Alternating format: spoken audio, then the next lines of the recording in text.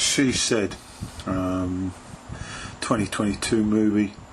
It's basically a dramatised documentary type feel movie about the sexual predator Harvey Weinstein, who operated in a brutally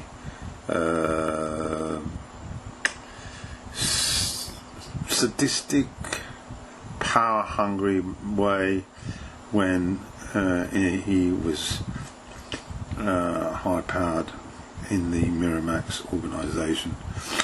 I just want to highlight some of the scenes. A terrific scene with Samantha Morton describing to one of the journalists, the two journalists who are looking into the case and have meticulously tracked down people that would be young women, victims of Weinstein's molestation and sexual predatory behaviour. And it's a tremendous scene where Morton describes the process involved in their attempt to get some sort of resolution to their feelings of brokenness. And she runs through the conditions of the agreement, non-disclosure agreement, that they had to accept for a small financial payoff, and other aspects of being mum, and of course not going to the police or get any legal apparatus in place. And it's what I find striking about it is how terrified the women were to disclose. A lot of that's based on that stigma that maybe they deserved it, or maybe they wanted it, or that it wasn't 100% abuse of power, and that runs thoroughly through the script as we briefly meet the victims who work for Miramax, staff, actresses, etc., etc. We've yet to see Weinstein, but it paints a picture really of how powerful men can become, and how they use that power in an abusive way, in a predatory way, to sexually terrorise the women under them, to get what they want, and it's quite eye-opening. This is my thoughts on She Said, a movie released in 2022, directed by Maria Schreider, screenplay by Rebecca Lenkowitz, based on New York Times investigation by Jodi Kantor and Megan Twohey, and they also collaborated on the book She Said. And the cast, it's an extensive one, but I referred in brief. Zoe Kazan is played by Jodi Kantor, and Carey Mulligan plays Megan Twohey, the two lead characters in this film about how journalists expose the rotten to the core Miramax producer Harvey Weinstein. Other significant members of the cast: Patricia Clarkson plays Rebecca Corbett, and Andre Bruger plays Dean Baggett. These are two significant members of staff who work for the New York Times. Bruger being the man who decides to go with stories or not. We've got Laura Madden played by Jennifer Eyre.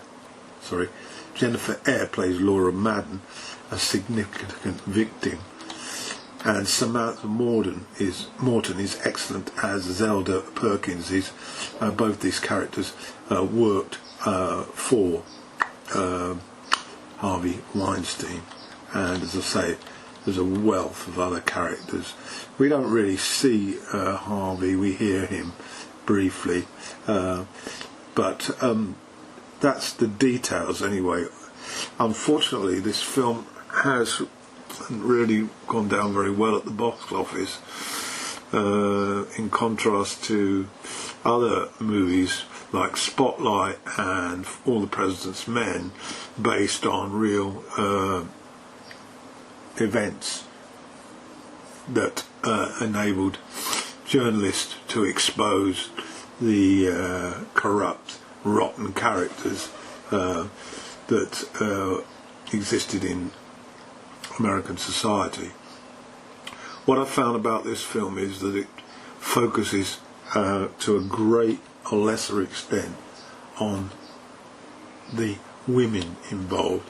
There's very little footage of men other than Brugger, and it's an account of the exhaustive work that accompanied the revelations of sexual assault involving Hollywood producer Harvey Weinstein.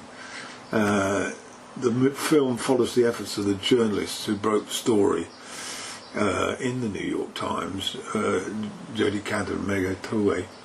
And these two characters are very much flesh and blood individuals with their own personal issues. It creates empathy with the investigators and effectively portrays the long-lasting damage to Weinstein's victims. I found it very, very powerful, very, very sincere, and the females that played these characters, you could see they were really suffering internal pain at being sexually abused. There's an attempt at the beginning of the film to connect Trump to Weinstein, started in 2016 during his presidential campaign, but it's only partially successful. And there's also reference to Bill O'Reilly at the time. Similarly, the movie emphasises that Weinstein is a symptom of a larger and more reaching cancer, but it never brings that home in a meaningful fashion.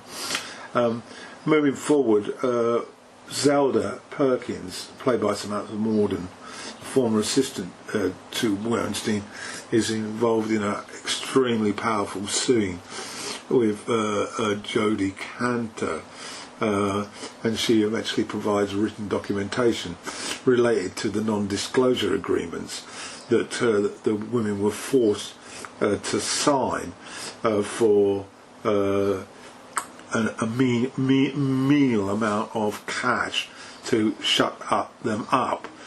One of the victims, Laura Madden, also, however, later admits that she had never signed an NDA, and she, although she's suffering herself from breast cancer, towards the end of the film agrees to go on the record.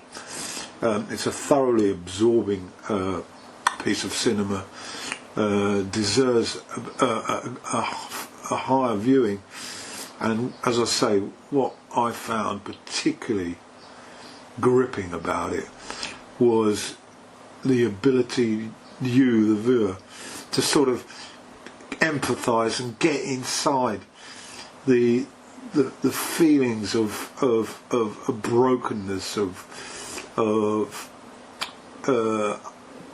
uncomfortableness with these women, many of whom also lost their careers in show business, in the movie industry, and we get a picture of Weinstein as a really obnoxious, power-hungry, sexual freak, and he's currently serving a prison sentence in excess of 20 years after being found guilty of rape and sexual assault.